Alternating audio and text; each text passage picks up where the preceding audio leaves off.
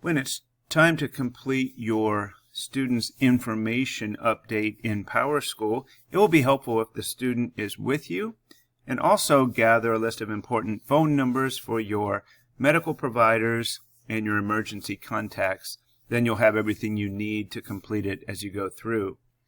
When you log into your parent PowerSchool account, you'll see a list of all your children's names across the top that are in Kettering schools.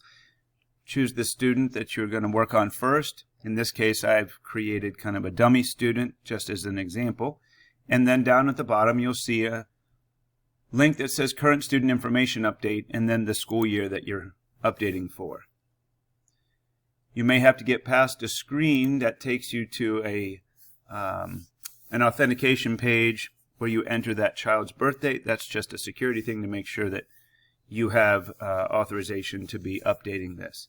And then you'll get to this introduction page and a list across the left side of all the different screens that need to be completed. When you've completed each page, you're just going to click the next screen, and anything that needs to be changed or entered, just do that as you go down each screen here. This again is all pretend data. And when you get to the bottom, you'll be able to click next. And again, anything that you would like to change, you can click here, enter some maybe apartment numbers here, just as an example. Any new phone numbers. And yes, it does look like a lot, but it's important that we have all of the information for your child in the event of an emergency or someone needs to get in contact with you. And then as you scroll down to the bottom, again, you'll get to the bottom. It won't scroll anymore, and you can click next again.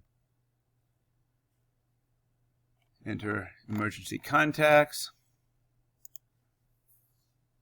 And then you're going to rank of the three of which one would be the first one to contact, and second and third, and so on.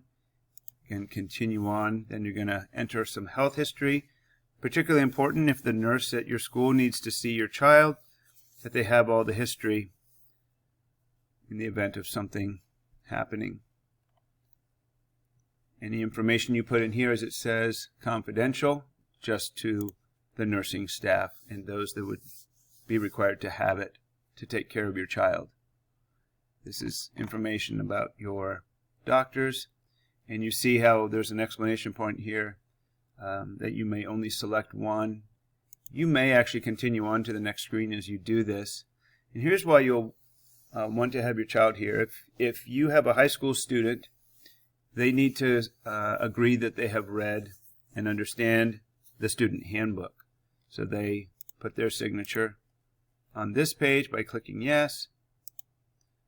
This may not be relevant for younger students. And here's a signature for parents, signature for students.